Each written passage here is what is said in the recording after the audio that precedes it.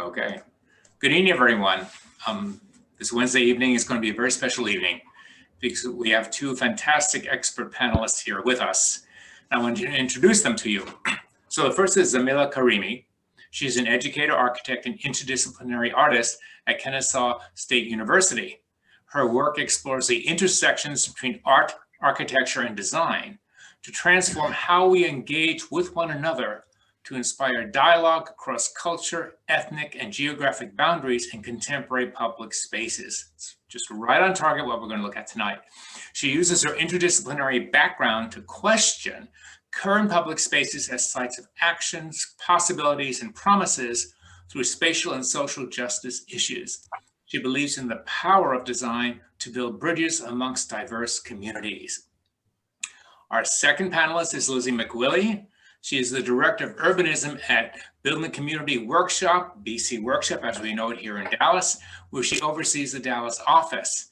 At BC, Lizzie manages projects like design guidelines for Main Street, Millinocket, Minnesota, as part of the Citizens Institute on Rural Design, Sonito Del Agua, and arts and advocacy projects in the Rio Grande Valley, and the masterpiece plan for a new planned community in Oak Cliff, Dallas. Prior to her current role, Lizzie was part of OMA/AMO in Rotterdam, Netherlands, as an editor of Elements of Architecture by Rem Koolhaas. So an incredible pedigree there as well.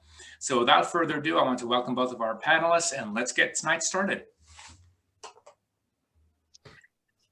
So I guess, am I the first one? Yes, yes. Go right ahead. Okay, thank you so much, Douglas, Leah, Almas, and everyone with the Building Bridges program. I'm really honored to be here and to share some ideas.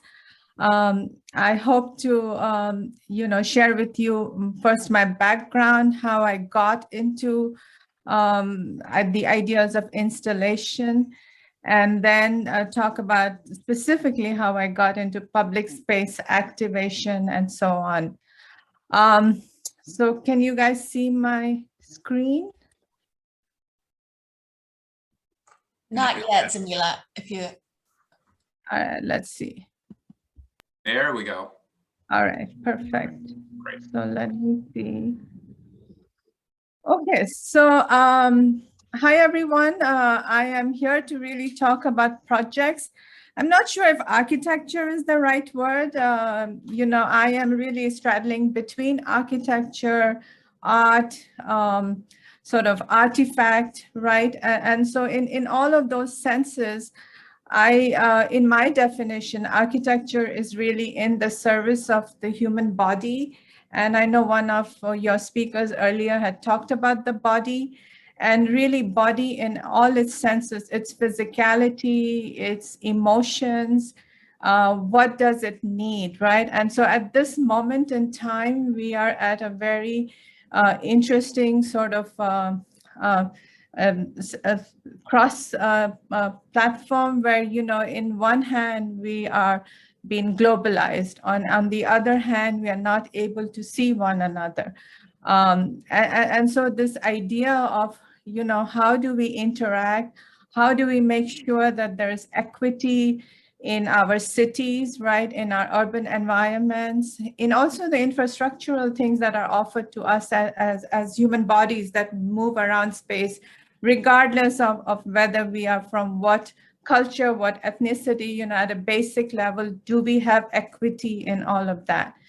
And so I am always questioning those kinds of things. And I know we have been through a really rough year where a lot has happened in our country specifically. And being an immigrant myself, I question that even if we were not to take this road of cultural differences, how can we just exist as one another, as one to the other body, And so those are the types of things that I question. And what you see is how I start my classes with those questions.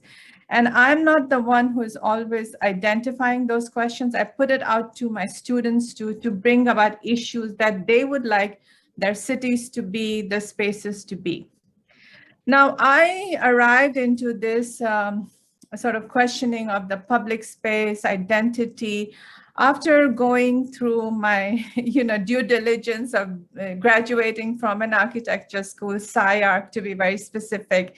And SciArc back in the 80s was a time where there were great architects, who were really experimenting. We were just at the kind of the verge of postmodernism and, what that idea was bringing into our discipline.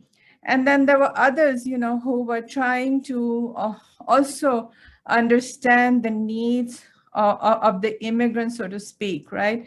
And so I kind of went to school under Tom Main and Nadir Khalili, and those are the people who were really at the cusp of architectural design, tradition, materiality, and all these things.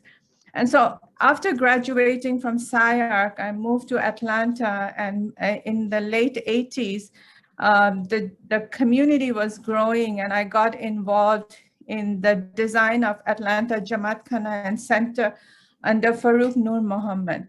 And this was really the first time that I encountered Islamic architecture, so to speak, within a Western context. If you can imagine, this was a chemicals factory building, so to speak. And the building was redesigned or reformatted for the needs of the community, looking to architectural sort of concepts of water, the idea of calligraphy, the idea of space that is both interior, exterior. It allows for congregational prayers. But all of this was done using materials that was, everyday, day-to-day materials. And the project really came to fruition because of our engagement with the community that did all sort of the design intricate work, right? And you can see two volunteers really etching into a marble tile, that one would get. The fountain that you see was also, it was designed, and the architect was, was an Ismaili under whom I was the site architect. But the community sort of came together to do all the intricate work that could be done by us, right? And so the idea of community engagement is what I'm trying to sort of portray there. Then as, the community started to grow, Aga Khan Foundation partnership walks started to, got inception. And I got again involved with the education side of it. And here I didn't know anything about installation, so to speak, but I'm using my background in architecture to create an environment of artifacts, so to speak, from different parts of the world where Aga Khan Foundation had their projects. Moving on a few years along, we had Tajikistan that just opened up back in the 90s, and the IIS wanted to share what Ismailis in Tajikistan were all about. And so there was a whole sort of an art exhibition that was designed, but there was nobody to curate it and present it as a traveling exhibition around the US, Canada, and Europe. And so I was brought in. So in a lot of ways, I feel very fortunate that my architecture education helped me do that. Now, as things went on, 2001 happened, and I was a working architect, but really the projects, for those of you who are just starting out or who know working in a big firm, is the same thing we do day in and day out. And so I was not quite satisfied with that. And so I wanted to push myself forward. And so I got into UTA. This is where I got my MFA terminal degree. And here I was really dealing with space within the context of installation art, so to speak. So I combined interior design with digital design to really think about, how can I talk about myself, my identity? Because at that point, I was a mother with two boys, who were of being, who were questioning, like, what is our identity? Why are we being asked these questions? And so it really became important as a mid-career architect, so to speak, to really think about issues that I can perhaps bring forward, and we can engage in a dialogue. And here you see two installations. One is sort of a courtyard, and it was a gallery space at Georgia Museum of Art, where I created my own courtyard to speak about the elements that bind us together as human beings. On the image on the right, you see memorial is taking that concept further. And here I'm using ice as a material to really interact with crushed granite, so to speak, to really then, show the time is just passing by. And here we were showing the names of the Marines who had, who were casualties in Iraq war. And one of my students came from that kind of background. And so at that point, we had about 3,000 running names, at different age groups. And it was very difficult for me to really think about an 18-year-old or a 26-year-old or a 50-year-old, whose life had just passed away, and we were just moving around doing our things as if nothing had happened. And so this kind of casualty was at our end, but also where these kinds of, events were going on, right? And so here, the Marine sort of narrated the words, and those words were etched on these ice blocks. And as you came into the gallery, you were really faced by the sound, by the visual, and then you were seeing these names as a running format.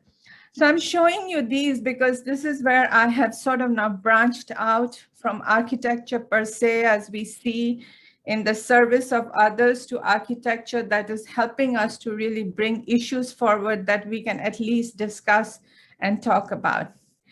So moving on, again, after I graduated, I went into academia and started to teach. When I started to teach, I was really questioning, like, what kinds of future architects that are we training, right? Are they just going to go and build buildings? And of course, I have nothing against great buildings. I love, experimental architecture. I love all of that.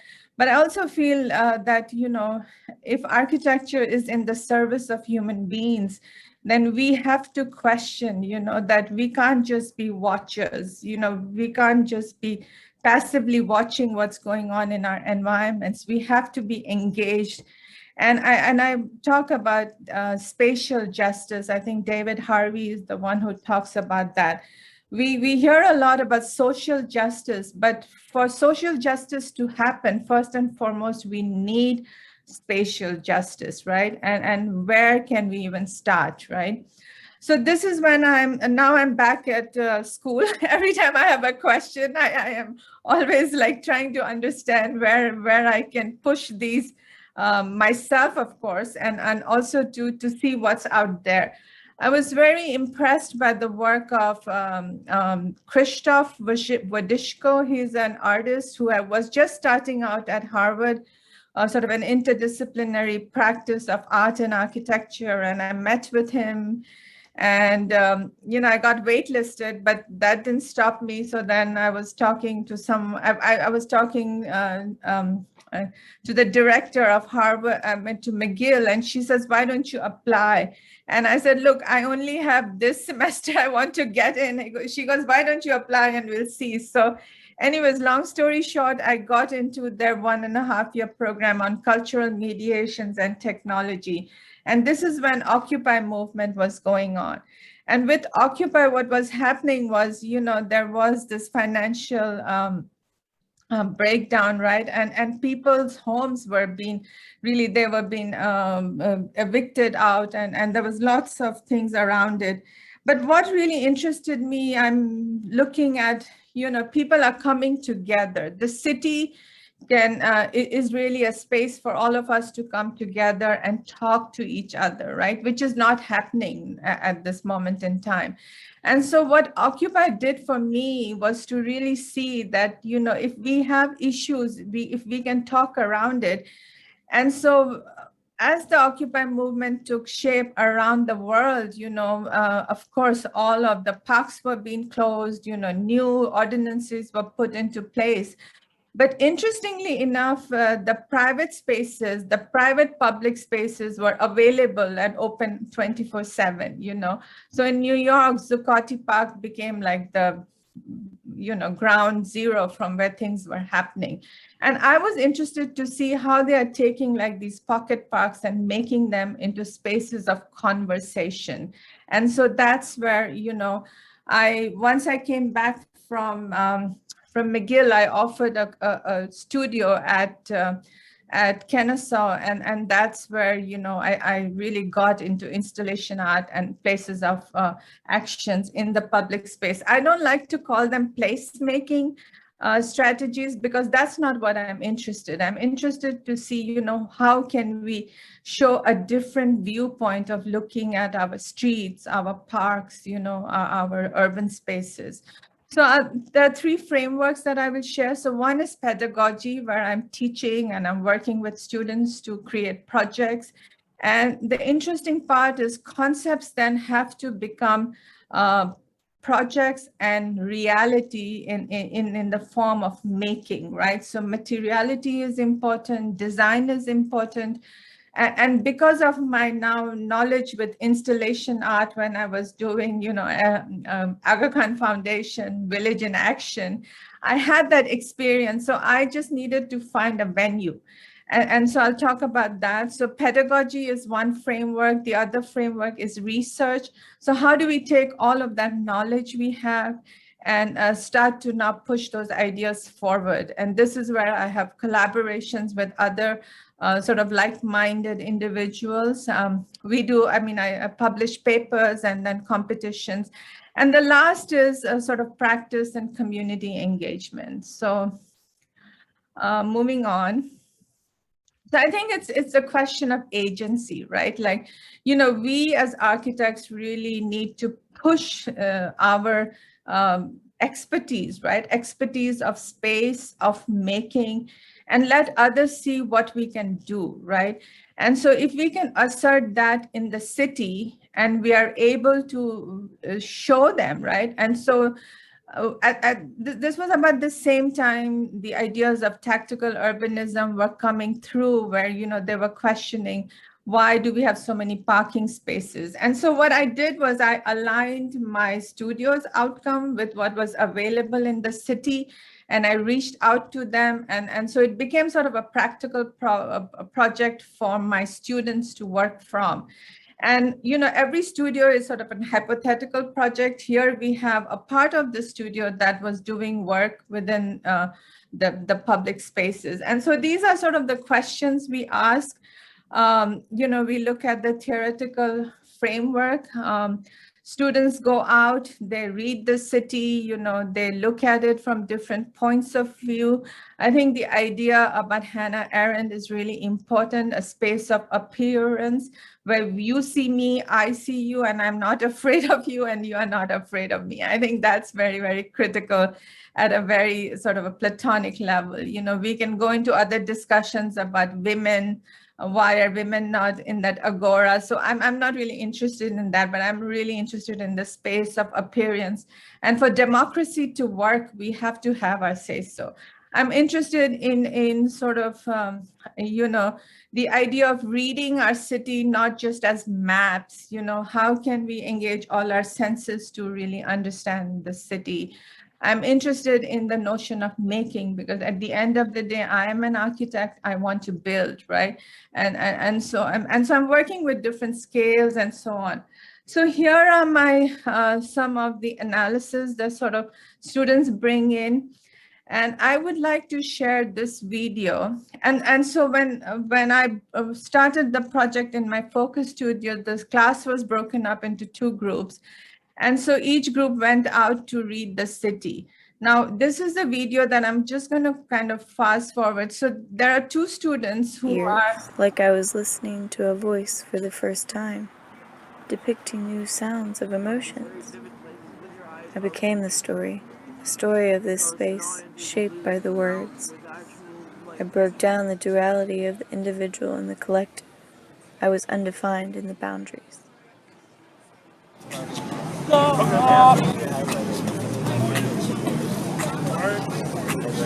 So it's as if you didn't have eyes, what would you look at the city and then a thirst of discovery, stripped from the visual. And so as you move through, then you are able to kind of feel and touch, and your reading of your city is very different, right? Like you're just looking at it every day. So I thought I would show you a snippet of how the streets are analyzed, so to speak, so that you can move into ideas that can then nurture forward. So this was Atlanta Streets Alive map, and so we're going to look at two projects. And so what happens is when you come around, this street over here is gentrified, they've got great homes, great schools. But as you come down the bike path and you come into Boulevard, this is sort of the sketchy side of the street. Now, I wanted my students to pick where they wanted their installation to go. And this is sort of like a dirt road path. And so one group decided to really celebrate the dirt road path, and the others wanted to see the view on Highland Avenue into the city of Atlanta. And so these are sort of the analysis, before they went into design. There are lots of keywords, and each part of the process needed to be an artifact in itself that could be critiqued and kind of worked from. And so moving along, you see, we went through, materials. So Craigslist had, bamboos available, but it was not strong enough. So the students went to, collect their own bamboos. And it all started with the design charrette. And there is a whole, this was like a 4-week project, and these were the outcomes. Now, these are insertions on the road itself. And you can see how, the two projects, one is of bamboo, the other is of cardboard rolls from Dalton that was, sort of cut into smaller elements to create almost like a fabric. And now you can see how, the city has almost changed, right? People would normally just drive through the street because this was the sketchy part of the town. And now they are just having fun, stopping, children are, playing and all of that.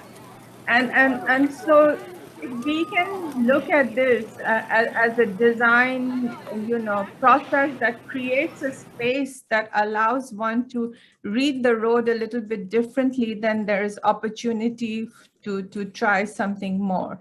And here are some more images of people working, talking to each other. So nice.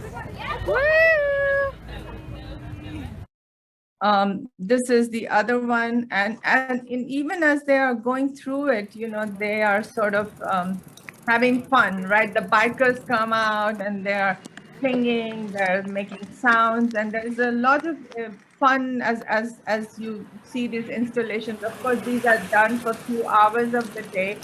And so we can see now how the city, the roads have changed.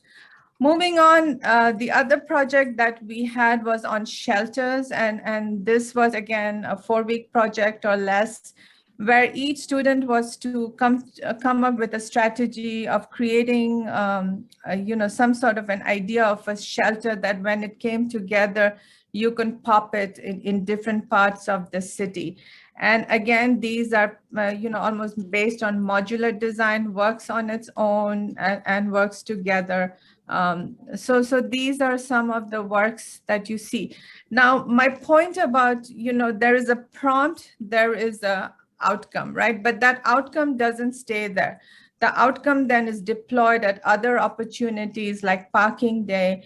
And here you can see how, you know, that design is now becoming and standing on its own as an artifact. And and the designs are, you know, can be made into urban furniture if we went that route, right? This mannequin that you see was also one of the students, you know, who had an interest in paper mache, and he decided to do that. And so it gives a lot of freedom, but with that, it also gives them an opportunity to do things that are very practical that can be read. So then we were asked by Trust for Public Land to think of an installation, because they were redeveloping some areas as public spaces. And here again, the students are looking to the history of the site. They are looking to see how can we create sort of a camaraderie and consensus building through this project.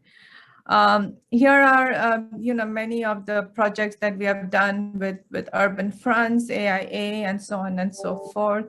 And you can see that making is a big part of my thinking and design. So studio teachings that engage issues of real life really allow students to think about themselves, not just as architects who's going to give service to others, but who's going to get engaged in real life issues. Now we are being asked to think about the idea of shelter. And this was sort of an idea of, you know, very interestingly, I was very moved by Rem Koolhaas's Elements of Architecture. And I just heard that Lizzie has sort of worked with him. So I'm really excited. So my question is, why do the elements remain the way they do for this moment in time? How can we think of our walls as movable walls, walls that can, you know, can be more porous to invite neighbors to come into our stories? And so we are working on that. These are then taken into research, like I said, the grants, and I'll just share with you a refuge for refugees that we did for the Clarkston. Clarkston happens to be the largest immigrant community in the US. And so we wanted to share their stories with our, you know, not just students, but with the community at large. And so we teamed up with the Refugee Cafe, and we had many sort of, you know, interactions with the children of these immigrants. And so here we are showing a passageway that is kind of really, once you enter, you don't know what the other end is going to be. And so this was an installation. Once we did that installation, you know, the artist offered to paint the wall. So you see the graffiti artist, and then the artist, the one with the images, was from Lebanon, and she was doing things with coffee. And so it was very interesting installation. And so you can kind of go through that. I know I'm running low on time, right? Yes, Zamila, sorry, I know you can't see me, but I was nodding. All right, so I'm just gonna move on, and so we have got the other grant that we are working on, which is on the living walls, and so this summer we have a deadline for that. I just wanted to end with community engagement and practice. You know, once all of this information, all of these experience that I have, I do have other architectural projects that I do, but when I get asked from the community, I find those very interesting.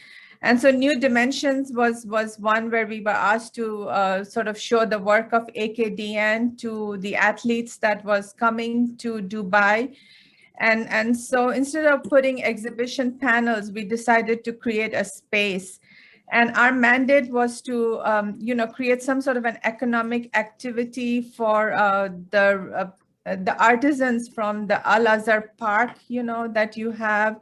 There were other artisans that came from Tajikistan. And so this space was designed to like in the center was a courtyard where they were sharing their work. And so with this kind of installation, which is more private, I would say, you know, we were able to impact about 2,200 athletes from 28 countries, 3,600 volunteers, and we raised about $18,000 in selling their artifacts and exposing others to their work. And so these were some of the outcomes. You know, we worked with user experience designer. We had, you know, projects that was with AI, artificial intelligence and stuff. So we did a lot of different things for that. That idea was then taken forward for His Highness's Diamond Jubilee, where we were asked to design a sort of an exhibition that was then IKEA style, where we would design you know, these canopies, and this could be installed. And so it also came to Dallas, and here are some of the images and that. So this is where I end. I want to suggest that if we can create architecture that is sort of fun, playful, but in the meantime, it also create some sort of a message, you know, through which you and I can exist as human beings, as bodies, and not feel afraid of one another, I think we would have a much better society. Thank you so much. Thank you so much, Zamila. Yes, claps. I wonder, we have Sophia put a question in the chat. Would you like to answer that now, or do you want to? No, I don't mind.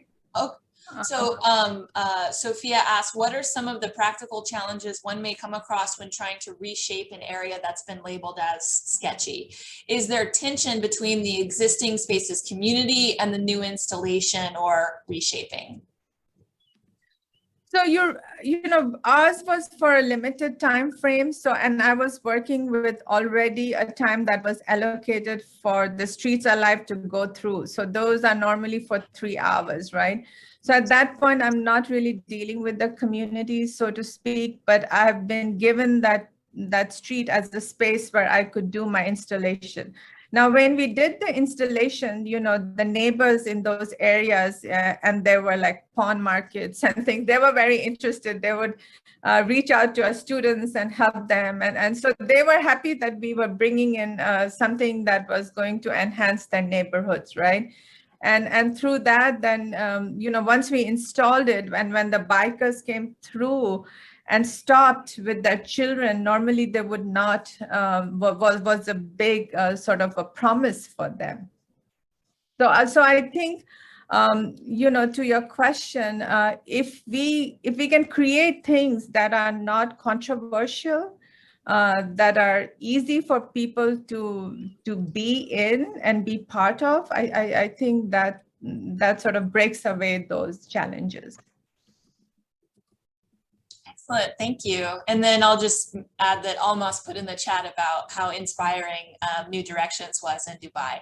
And Sophia says thank you. So I think we can move to Lizzie and hear from Lizzie, and then hopefully have a bit of dialogue after that. Thank you. Thanks, Zamila.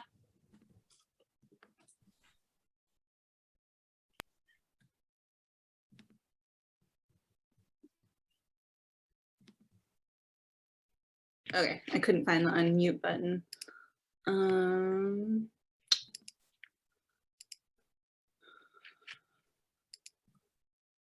Okay.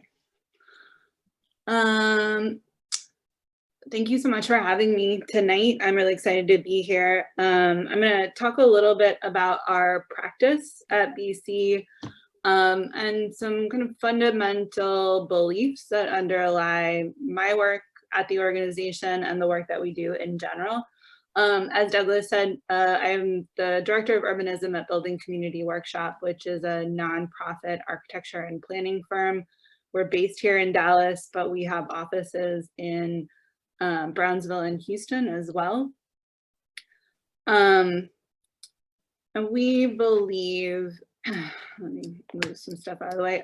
We believe that design has a role in the pursuit of justice and vice versa. And I really see our work as support or supporting the vision that residents and communities have for their communities, or that neighborhoods have for their communities, and supporting the work of neighborhoods seeking self-determination, and that the future of a place should rest in the hands of those who know the place best, which is generally the residents. And in order to, let's see if I can, there we go. That process of supporting neighborhood and resident self-determination really starts with learning and listening, and that takes many different forms. So the work that we do as an organization, it varies wildly, and it depends on the context in which we're working in.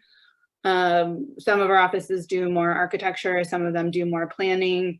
I do a little bit of kind of arts collaboration, what you would typically call creative placemaking. But fundamental to the beginning of any project, whether it's architecture or planning or policy work or public artwork, is understanding the place that we're working in, understanding the context, listening to the experts who are the residents of that place.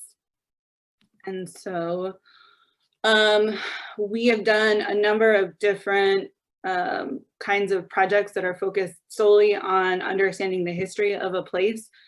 We have a series called Neighborhood Stories. We've done a number of films and videos, collaborations with residents, with community organizations.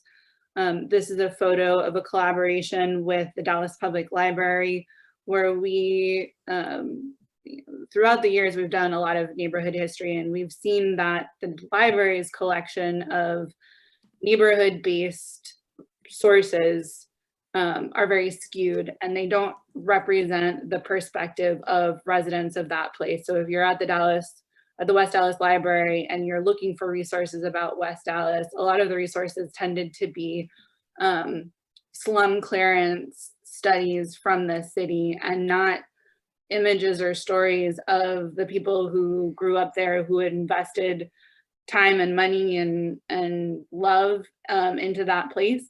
And so this effort was kind of collecting of histories, of narratives, of photos from West Dallas residents, and adding those resources to the library's collection, and putting on this exhibit at the library of the materials that folks had contributed.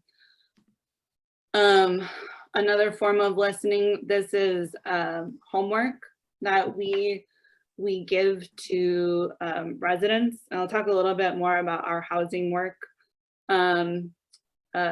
but we believe that choice is really important in design, and that everybody should be able to have a choice when it comes to where they live and what their home looks and feels like.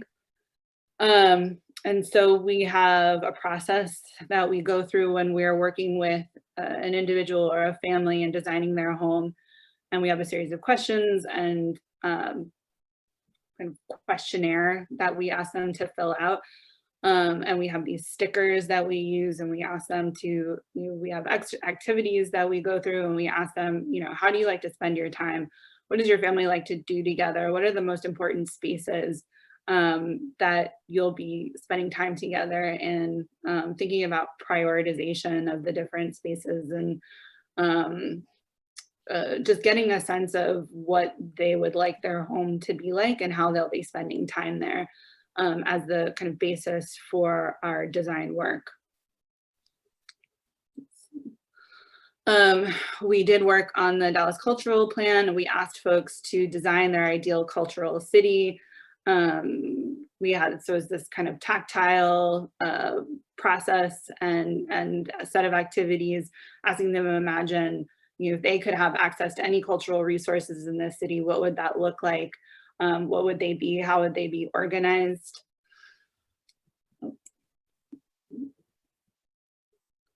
And so I'm just going to show a quick, let's see if, can you see the video screen? I'm not seeing it, Lizzie. Okay.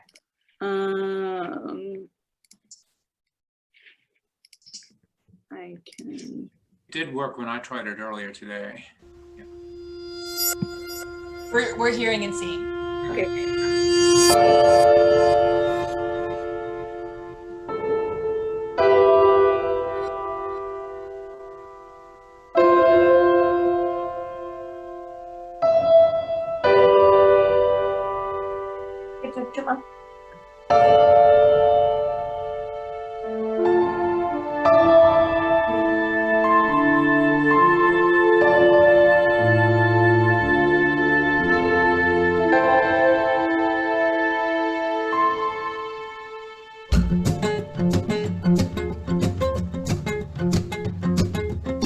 The decline of the neighborhood was not solely the fault of the people who lived there. You couldn't put projects where nicer homes were, because people said, oh no, not in my backyard. Even though I can't shop at Dillard's or Macy's, I can go to my own stores. So that's just a clip of a video. I have to find my other presentation. Sorry for all this switching back and forth. A video of a film that we did about in two neighborhoods in Dallas. So storytelling is pretty fundamental to the work that we do. There we go.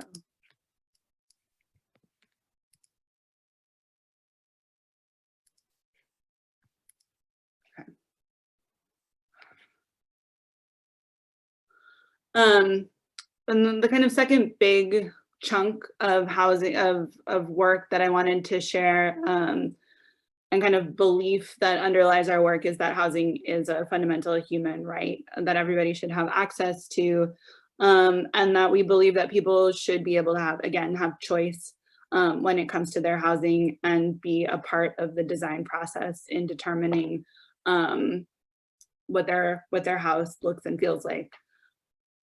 I see we're short on time, so I'm not going to go through. We have a video kind of talking about the process and what that means to folks, but I think what we've found is that it's really meaningful for people to be involved in designing their home, in designing the place where their children are going to grow up, where in some cases, you know, they're investing their life savings into this place.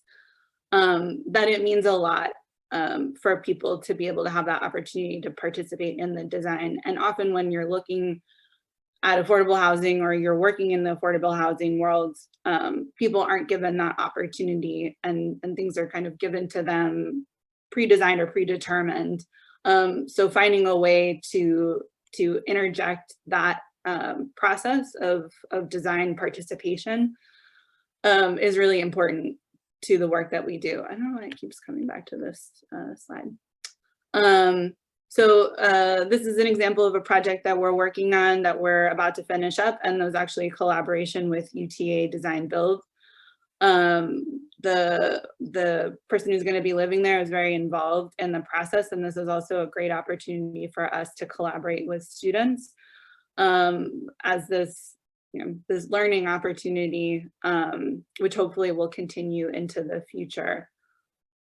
We also design multifamily projects, and you know, I think the multifamily work that we do is a great example of how housing isn't just about individual units, individual buildings, but about community. And so these projects, you know, we're designing not only the buildings themselves, but the spaces between, the shared space, the community space, thinking about how people come together, how they live together. And a project that some folks in Dallas might be familiar with that we finished a few years ago was the Cottages at Hickory Crossing. It was designed for the 50 most chronic cases of homelessness in the city. And so each unit is a small home that a person will occupy for as long as they choose to live there. It has services on site. So, there are a lot of reasons why folks might be homeless or be experiencing homelessness. And the services that are provided on site address some of the root causes and allow people to stay close to home and be able to get the services that they need. Potential residents were part of the design process, and you can see some of those images on the right. In talking about not only the units themselves and what they might look like and how they might be organized, but in also looking at, this is one of the shared spaces of the services building. Also looking at the public spaces. There are a number of different scales of public spaces in this project. So everybody has a porch. All of the porches are oriented, so there's kind of a community space. They face each other, and then there's a larger community space that can hold, most of the community members. So again, the project is about housing, but it's not just about the individual units. It's about how this community functions as a whole, how people experience space together. And here are a couple more images. This again on the left is the services center, and an image on the right of the inside of one of the units. And then the third and kind of final kind of underlying theme that I wanted to bring up about our work is that public space is for everyone. And it's not just about, like, I guess, the public space itself, but it's the public space should reflect that it's for everybody, and that it should be accessible, and it should be safe, and it should be a place that people feel comfortable. And a lot of the work that we do around public space involves art. It involves collaborations with artists and this kind of field of creative placemaking. Although to Zamila's point earlier, the kind of name creative placemaking is problematic in that it implies that there wasn't a place there, or that there was a place needed to be made, when oftentimes there is a place there, and it's not about making it, it's about keeping it or celebrating it. But I wanted to share a couple of examples of that work that we've done. This project here, that's the image underneath, was a collaboration with a few artists from SMU, and they developed this phone booth that told stories. So you could pick up the phone and press a button, and you would hear a story about the future of downtown Dallas as told by some high school students from City Lab High School. Or you press another button and you would hear about the history of the buildings of downtown Dallas as told by architectural historians who had been interviewed for the project.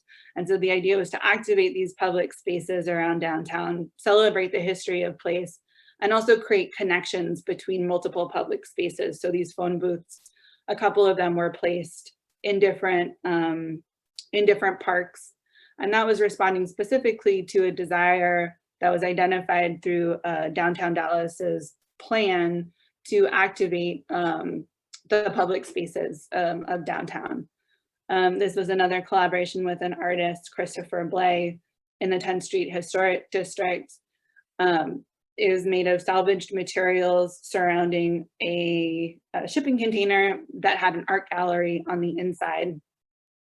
And the idea of this project was to think about vacancy in a neighborhood that has lots of vacancy as places of opportunity for residents to be able to celebrate their history, imagine the future of their community, and kind of own the narrative of what vacancy in that neighborhood could mean, as opposed to the projection of meeting that often people look at vacancy and maybe they see blight or they see an opportunity for redevelopment that might not include the vision of existing residents. So this was a way to craft a different narrative or celebrate the residents and their hopes and their dreams and their memories of this place.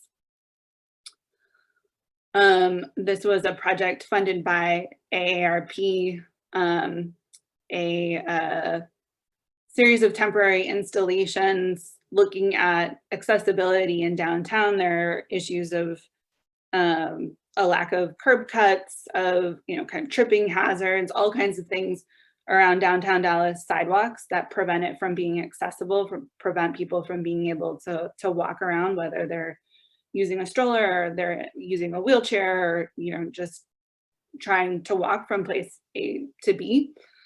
We had people write poems about the challenges that they face, walking around downtown, and we made signs out of them. And then we made these ramps that could be configured in different ways. And the idea was to make this very public, visual kind of interruption and draw attention to these accessibility issues. And then the last project that I'm going to share, we finished up last year, called El Sonito Del Agua, and it was a collaboration with community organizers, residents, a housing advocacy organization, a cultural arts center, UT Houston School of Public Health. So a lot of different partners funded by Art Place America. And the idea was to collaborate with organizers and residents specifically, and a group of musicians to write songs about the impact that flooding has on these communities. There are a number of areas in South Texas along the border, colonias that were built without infrastructure. So they have no drainage infrastructure. They were originally built, they didn't have access to municipal water or sewage. Many of them don't have streetlights. And the organizers have been working for years with residents to advocate for changes. So the thought was, adding another tool to the belt of organizers and residents in this way, in this project of art, music, as a kind of advocacy tool, another way to communicate the impact that flooding has on community members. Sing it. Going back. Okay. Wonderful. Thank you so much. Yeah, I wonder if you would share that Sustainable Homes video, just a link to that if folks wanted to check it out, since you weren't able to share it. Yeah, I can share that. And I'll also share a link to the album that we recorded with the musicians. All of the residents wrote stories about their experience with flooding in their communities, and then the musicians turned those into songs. And then we recorded an album and performed them for local politicians as part of the advocacy process, and perform them they were performed at marches and different organizing events. So I'll share the link to the SoundCloud that album is posted on. Thank you so much, Lizzie. And yeah, Neelam already offered a comment in the chat, sort of reflecting upon the recent storms that we all endured in North Texas and around Texas, and how the BC workshop approach is so distinct from, say, profit-seeking contractors who might have been dishonest, and in addition to profit-seeking and high price hiking and things, as people were trying to rebuild. So it's definitely, it's sort of considering values and priorities is important here. I wonder if anyone else has any questions, either for Lizzie or for Zamila, as we wrap up our discussion and move into the next section of the workshop tonight. If we have time for one question. Yeah. And I'd like to ask you about, because I think it's the elephant in the room, okay? You're both professionals that have worked with public spaces for a while. When you think back to who you were in February 2020 and who you are today, how has the pandemic changed or strengthened something within you about how you view public spaces and their place in American life? And please, don't be shy. So I think the public space became more apparent. That was the place you could go to. You could have your social distancing. You could have, fresh air, light, right?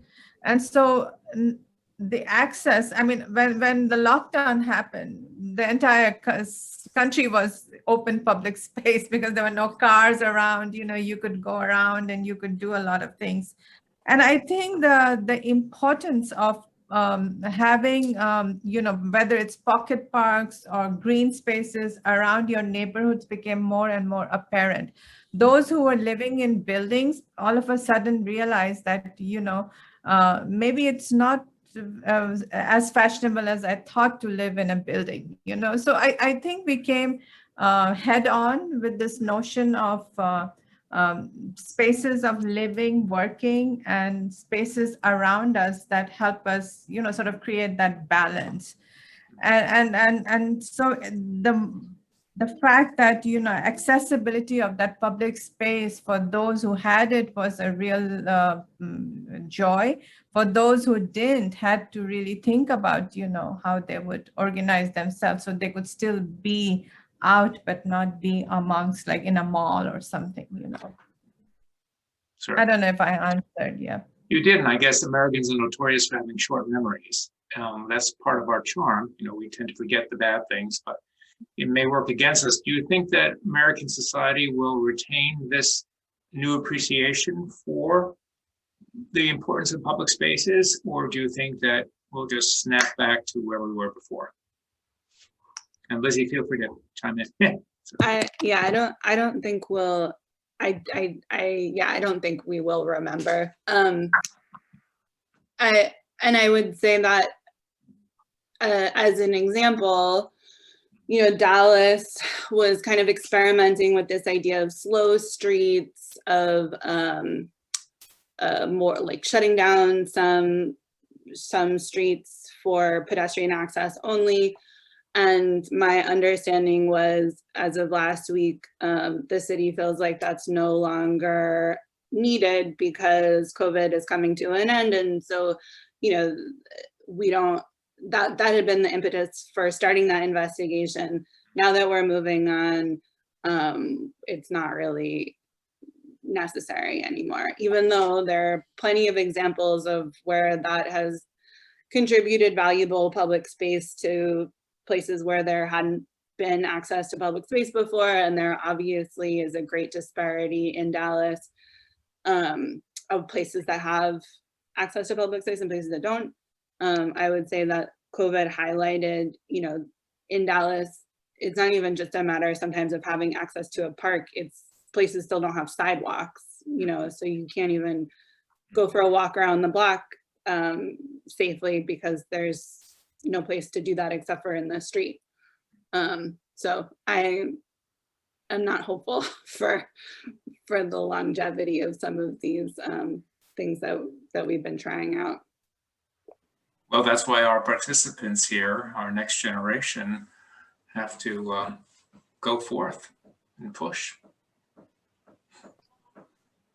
Yeah, so if any participants, if you have additional questions, this is the time. Otherwise, we're going to head into our feedback. But we so want to thank Zamila and Lizzie for offering their perspectives. And I feel like I've learned a lot about how we all can be better in our approach to public spaces and urban settings. So. Thank you so much for for offering that information and those perspectives. Absolutely. Thank you for having us. Yeah. Yeah, thank you.